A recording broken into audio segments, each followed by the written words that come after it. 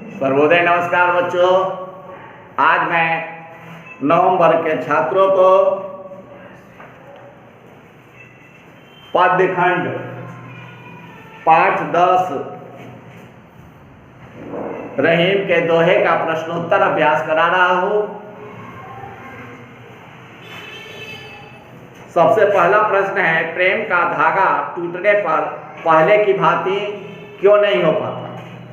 प्रेम का धागा जब चटक कर अर्थात परिणाम को सोचे समझे बिना झटके से तोड़ दिया जाता है तो वह पहले जैसा नहीं हो पाता, क्योंकि जैसे धागा टूट जाने पर उसे जोड़ तो देते हैं, जोड़ सकते हैं, परंतु उसमें गांठ पड़ जाती है। उसी तरह प्रेम रूपी संबंध टूटने के बाद उसको जोड़ने का प्रयत्न करते हैं तो फिर भी कुछ न कुछ मन में दुर्भावनाएं बैठ जाती है, उसमें मलिनता रह जाती है जो टूटे संबंध की याद दिलाती रहती है। इसलिए प्रेम के संबंध को तोड़ना नहीं चाहिए। हमें अपने दुख दूसरों पर क्यों नहीं प्रकट करना चाहिए? अपने मन की व्यथा दूसरों से कहने पर उनका व्यवहार कैसा होता है? आजकल के कलयुगी व्यक्ति अपने दुखों को कहने से, उनके सामने अपने दुखों को प्रकट करने से वे हमारे दुखों को बांटते नहीं हैं, बल्कि हमारे दुखों को मजाक समझते हैं और प्रसन्न होते हैं। उनका व्यवहार हमारे प्रति उपहासपूर्ण हो जाता है, जो दुख को कम करने की बजाय दुख को बढ़ाता ही है, जो जले पर नमक छिड़कने जैसा होता है। इसलिए कवि ने अपने दुखों को दूसरों के सामने प्रकट करने के लिए नहीं, बल्कि मन में ही गुप्त रखने के लिए की सलाह दी है। रहीम ने सागर की अपेक्षा पंख जल को धन्य क्यों कहा है? रहीम ने सागर की अपेक्षा पंख जल को धन्य इसलिए कहा है कि समुद्र का जल खारा होता है, नमकीन होता है, उस जल से किसी भी जीव की तृप्ति नहीं होती है। सारे संसार के लोग अथाह समुद्र के पास खड़े होकर भी त्रिशातुर ही रह जाते हैं, अतृप्त रहते हैं, तृप्त नहीं होते हैं। लेकिन छोटे तालाब के जल जो गंदे हैं, किदोरे हैं, लेकिन ऐसे गंदे जल से भी असंख्य जीव जंतु तृप्ति को प्राप्त करते हैं, तृप्त होते हैं, उनकी प्यास बुझती है। इसलिए समुद्र की अपेक्षा कवि ने तालाब के छोटे गर्त के गड्ढे के जल को श्रेष्ठ और उपयोगी बताया है। एक को साधने से सब कैसे सध जाता है? एक काम को अच्छी तरह से व्यवस्थित ढंग से परिश्रम से करने पर उससे संबंधित सारे कार्य हो जाते हैं। जिस तरह से वृक्ष की जड़ को सींचने से पूरा वृक्ष फल फूल से सुसज्जित हो जाता है, पर आगा जाता है, परंतु पत्ते सींचने से वृक्ष सूख जाते हैं, एक भी कार्य संपन्न नहीं हो पाते हैं। इसलिए एक साधे सब सधे, सब साधे सब जाए। एक पैर पर, एक नाव पर यदि हम पैर रखते हैं, दोनों पैर, तो पार उतर जाते हैं, लेकिन दो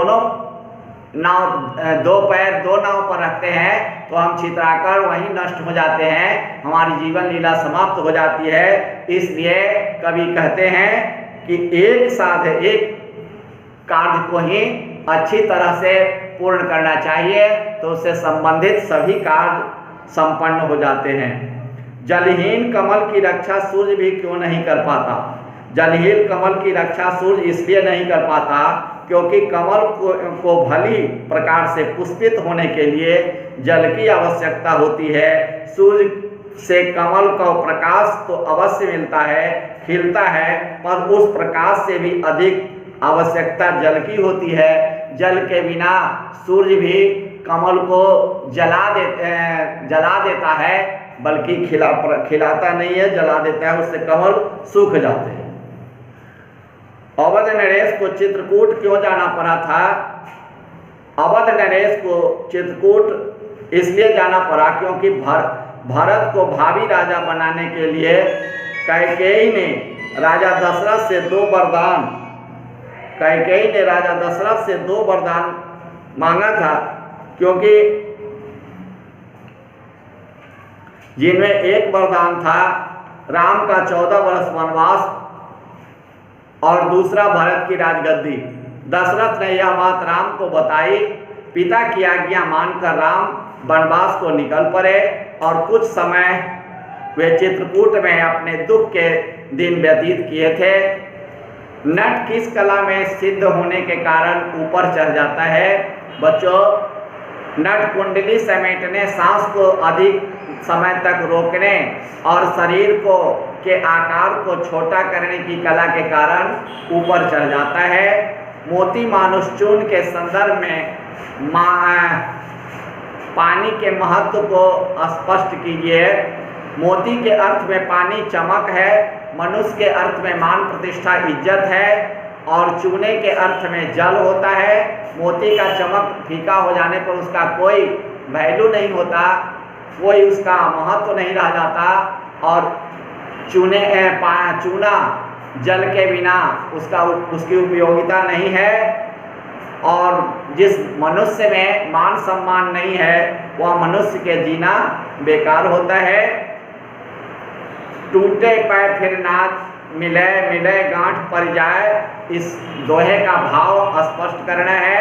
इसका भाव है कि प्रेम रूपी धागे टूट जाते हैं तो पुनः स्थापित नहीं होते हैं, यदि होते भी हैं तो कुछ न कुछ मन में दुर्भावनाएं कालिमा बैठी रहती है जो पिछले टूटे संबंध को याद दिलाती रहती है। सुनिए लई है लोग सब बांट न लई है कोई। इसका भाव है कि अपने दुख परेशानियों की मुसीबतों को सबके सामने प्रकट नहीं करना चाहिए, क्योंकि उससे लोग आपके दुख में मददगार नहीं होंगे। मदद करने के बजाय आपका उपहास करेंगे, आपको मजाक उड़ाएंगे। इसलिए अपने दुख को अपने मन के अंदर ही गुप्त रखना चाहिए। रहीमन मूल ही सींची व फूले फले घाय। इसका भाव है कि जैसे वृक्ष की जड़ को सींचने से संपूर्ण वृक्ष फल फूल से आगा जाते हैं, उसी तरह एक कार्य को सुव्यवस्थित ढंग से करने से उससे संबंधित सभी कार्य पूर्ण हो जाते हैं। दीर्घ दोहा अर्थ के आखर थोड़े आए। इसका भाव है कि लंबे दोहे या पद्यांश के अर्थ तथा उनका वर्णन भले ही अत्यंत विस्तृत हो, पर उसका भाव अत्यंत कम शब्दों में व्यक्त किया जा सकता है, समझा जा सकता है। नाद रीज तन देत मृग नर्धन हेत समेत।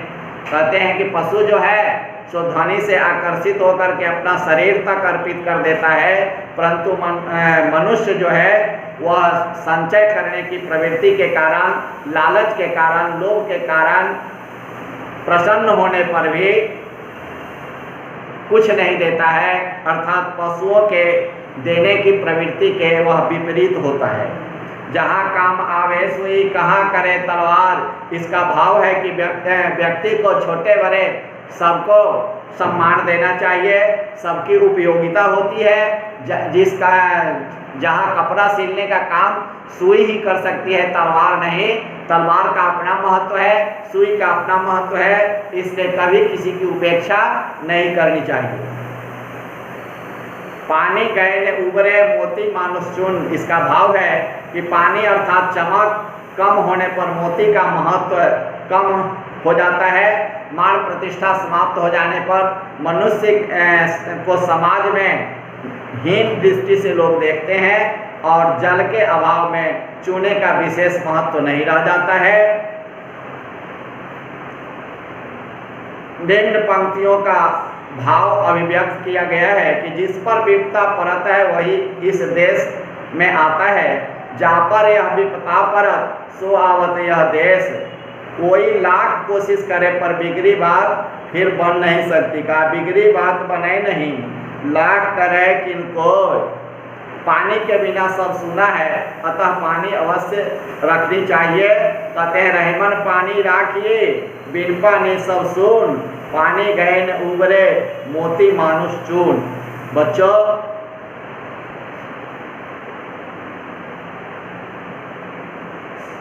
अब आपको कुछ शब्द दिए जा रहे हैं जिनके प्रचलित रूप हम व्यवहारिक रूप में कैसे प्रयोग करते हैं, ध्यान से देखिए। ज्यों, ज्यों का हम जैसे कहते हैं नहीं नहीं, धनी धन्य, जी जी होए होता है।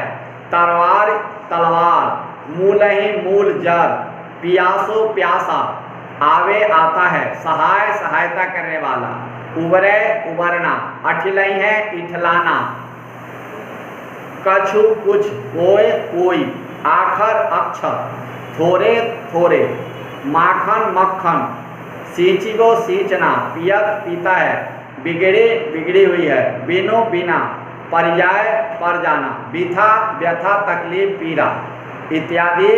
बच्चों इस पाठ का प्रश्नोत्तर याद करेंगे। धन्यवाद।